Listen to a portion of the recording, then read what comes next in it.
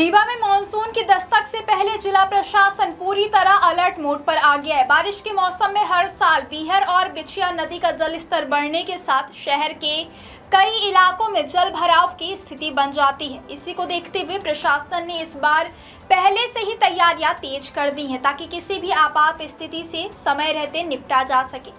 जिला प्रशासन ने संवेदनशील क्षेत्रों की पहचान कर वहां विशेष निगरानी शुरू कर दी है ताकि बाढ़ या जल भराव जैसी स्थिति बनने पर राहत और बचाव कार्य तुरंत शुरू किया जा सके। बारिश के दौरान पानी की निकासी प्रभावित न हो, इसके लिए शहर और ग्रामीण क्षेत्रों में नदी नालों के आसपास किए गए अस्थायी अतिक्रमण हटाने का अभियान चलाया जा रहा है। प्रशासन का मानना है कि जल निकासी मार्गों पर अतिक्रमण होने से बारिश का पानी रुक जाता है, जिससे कई इलाकों में जल भराव की समस्या पैदा होती है। इसी वजह से ऐसे सभी अतिक्रमणों को चिन्हित कर हटाया जा रहा है ताकि बरसात के दौरान पानी बिना किसी रुकावट के निकल सके। इससे साथ ही शहर और जिले की जर्जर तथा खतरनाक भवनों का भी सर्वे कराया जा रहा है। ऐसे भवनों के मालिकों को नोटिस जारी कर आवश्यक कार्यवाही करने के निर्देश दिए गए हैं। प्रशासन ने स्पष्ट किया है कि अत्यधिक जर्जर इमारतों को वर्षा शुरू होने से पहले सुरक्षित कराया जाएगा या जरूरत पड़ने पर उन्हें हटाने की कार्यवाही भी की जाएगी ताकि भवन गिरने जैसी घटनाओं से जनहानि को रोका जा सके।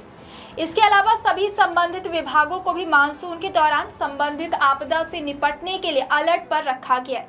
प्रशासन का कहना है कि किसी भी आपात स्थिति में त्वरित कार्यवाही के लिए सभी व्यवस्थाएं पहले से तैयार रखी जा रही हैं ताकि लोगों को किसी तरह की परेशानी का सामना न करना पड़े। कुल मिलाकर मानसून से पहले रीवा जिला प्रशासन बाढ़, जल भराव और अन्य संभावित आपदाओं से निपटने के लिए पूरी तरह सतर्क नजर आ रहा है। सर, बरसात आ गई है। बरसात में ये देखा गया है कि जो नाले हैं वो ओवरफ्लो हो जाते हैं, घरों में लोगों में पानी घुसने लगता है। उसको लेकर किस तरह की व्यवस्था बनाई है? देखिए, इसको देखते हुए और क्योंकि रीवा शहर में ये इश्यूज़ आते हैं तो हम लोगों ने पिछले लगभग 1-1.5 महीने से हम निरंतर इसकी तैयारी कर रहे हैं, पूरी समीक्षा भी कर रहे हैं। तो जितने भी प्रमुख नालों थे उनकी हमने प्रॉपर सफाई करवाई है। जो बड़े बड़े नाले थे उसमें हमने मशीन भेज के और हमारे जहाँ जहाँ मैनुअल था वहाँ टीम भेज के पूरी सफाई करवाई है। प्लस उसके बाद हम लोगों ने जो है बाकायदा ह्यूम पाइप व्यवस्था और जो भी इक्विपमेंट्स हमें लगते हैं उसकी भी प्रॉपर अरेंजमेंट कर रखा है। इस बार हम लोगों ने ये और किया है कि जो हमेशा कलेक्टरेट और नगर निगम अपनी अलग अलग व्यवस्था करते थे उसको भी कंबाइन करके एक सिंगल शहर की व्यवस्था की है। तो हमारा कंट्रोल रूम नगर निगम में एक्टिव है, लगातार काम कर रहा है। प्लस हमने मशीनें भी इस बार जो है अलग अलग स्पॉट्स पे डिप्लॉय की हैं ताकि फटाफट रिस्पांस हम दे सकें। कहीं पे भी समस्या है तो हमारी टीम तत्काल वहां पहुंच के निराकरण कर सके। तो ऐसी व्यवस्था हमने जमाई है। इक्विपमेंट्स भी हमारे पास अब पर्याप्त हैं, तो उस तरीके से हम लोग डील कर रहे हैं और हम तैयार हैं। देखिए, समस्या तो हम ये नहीं कह सकते कि हम ज़ीरो कर पाएंगे क्योंकि कई इलाके बहुत लो लाइंग एरियाज़ में हैं और कहीं दिक्कतें हैं, बट हम मिनिमाइज करने का पूरा प्रयास करेंगे और त्वरित निराकरण का पूरा प्रयास करेंगे। नालों में जो कब्जे हैं बहुत देखे गए, पर उसको लेके किस तरह की? देखिए, कई सारे अतिक्रमण तो ऐसे हैं कि पूरे वहाँ पे बस्तियाँ ही बसी हुई हैं, तो नेचुरली जो है कुछ ऐसे इश्यूज़ हैं जो बहुत लॉन्ग टर्म इश्यूज़ हैं, उनको डील करना एक अलग चैलेंज है।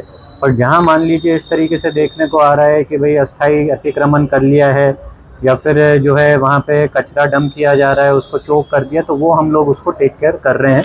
कहीं हमने हटाए भी हैं और अभी हमने और भी चिन्हित कर रखे हैं। सर, अशोक नगर में इस तरह की समस्या जहाँ भी समस्या आ रही है वहाँ हम लोग दिखवा रहे हैं और उस हिसाब से जो है निराकरण करवा रहे हैं। जर्जर मकानों को लेके क्या कार्रवाई है? देखिए, जर्जर भी हम लोगों ने ऐसे आइडेंटिफाई किए हैं अराउंड 20-25 जर्जर भवन। उसमें से कुछ शासकीय हैं तो वो हम जो है शासकीय जो प्रक्रिया रहती है उससे हटा रहे हैं और बाकियों को हमने जो प्राइवेट है नोटिस जारी किए हैं वो भी हमारे प्रायोरिटी में है।